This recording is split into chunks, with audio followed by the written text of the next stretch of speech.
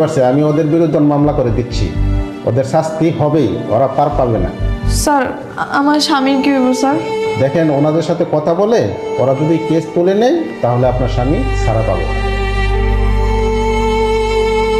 আপনি এখানে একটা সিগনেচার করুন।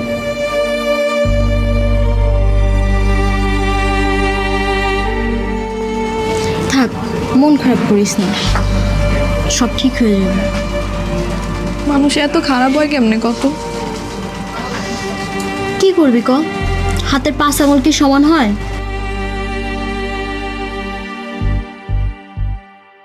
তুমি নাকি অগুনামে কেস করছো? হ্যাঁ করছি। এগুলো কইরো না মিলি, কোনো লাভ হইব না। আমি চাই তোমার মুক্তি। তুমি এনে মিথ্যা কারণে জেল খাইটা বেড়াইবা আর সুন্নুর লোকেরা বাইরে ঘুরে বেড়াইবো, তা তো হইবার পারে না। তুমি কোনো চিন্তা করো না, আমি উকিল সাহেবের লগে কথা কইছি। হ্যাঁ কইছে যত তাড়াতাড়ি সম্ভব তোমার বাইর করার চেষ্টা করব। আমি না অবাক হয়ে যেতেছি, তুমি একটা মায়া মানুষে তোমার কত সাহস, কত কি করতেছো। তোমার জায়গায় আমি হইলে কি করবো না করবো কিছুই বুঝতে পারতাম না।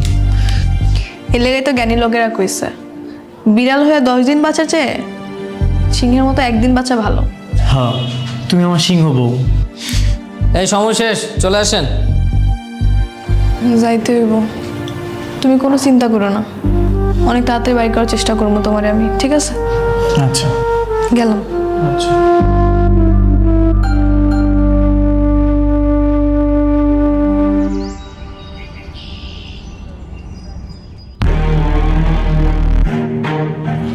ওই খারাপ, তুই নাকি আমগো নামে কেস করছিস?